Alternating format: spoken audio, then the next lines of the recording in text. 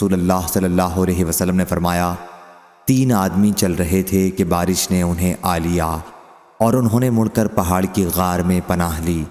اس کے بعد ان کے غار کے منہ پر پہاڑ کی ایک چٹان گری اور اس کا منہ بند ہو گیا۔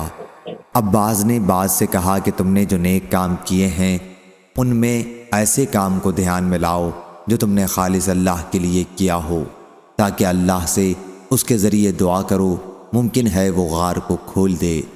اس پر ان میں سے ایک نے کہا، اے اللہ، میرے والدین تھے اور بہت بوڑھے تھے اور میرے چھوٹے چھوٹے بچے بھی تھے۔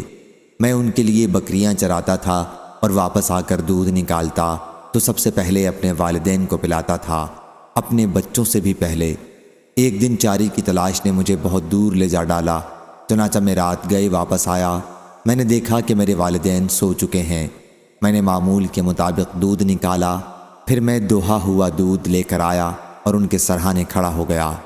میں یہ گوارا نہیں کر سکتا تھا کہ انہیں سونے میں جگاؤں، اور یہ بھی مجھ سے نہیں ہو سکتا تھا کہ والدین سے پہلے بچوں کو پلاؤں۔ بچے بھوک سے میرے قدموں پر لوٹ رہے تھے اور اسی کشمکش میں صبح ہو گئی۔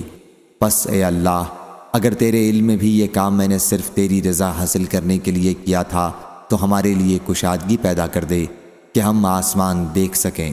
اللہ تعالیٰ نے دعا قبول کی اور ان کے لیے اتنی کشادگی پیدا کر دی کہ وہ آسمان دیکھ سکتے تھے۔ دوسرے شخص نے کہا، اے اللہ، میری ایک چچا زاد بہن تھی اور میں اس سے محبت کرتا تھا، وہ انتہائی محبت جو ایک مرد ایک عورت سے کر سکتا ہے۔ میں نے اس سے اسے مانگا تو اس نے انکار کیا اور صرف اس شرط پر راضی ہوئی کہ میں اسے 100 دینار دوں۔ میں نے دوڑ دھوپ کی اور 100 دینار جمع کر لایا، پھر اس کے پاس انہیں لے کر گیا۔ پھر جب میں اس کے دونوں پاؤں کے درمیان میں بیٹھ گیا تو اس نے کہا، اے اللہ کے بندے، اللہ سے ڈر اور مہر کو مت توڑ۔ میں یہ سن کر کھڑا ہو گیا اور زنا سے باز رہا۔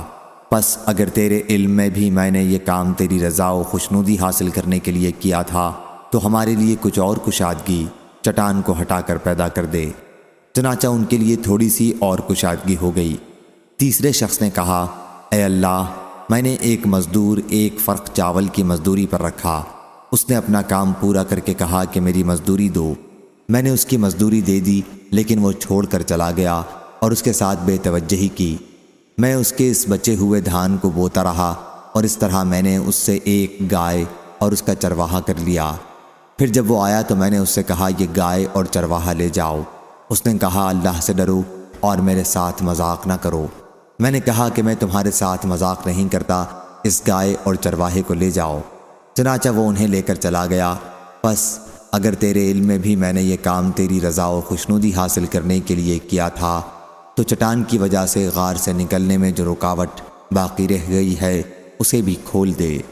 چنانچہ اللہ تعالیٰ نے ان کے لیے پوری طرح کشادگی کر دی جس سے وہ باہر آ گئے۔ صحیح بخاری حدیث نمبر 5974۔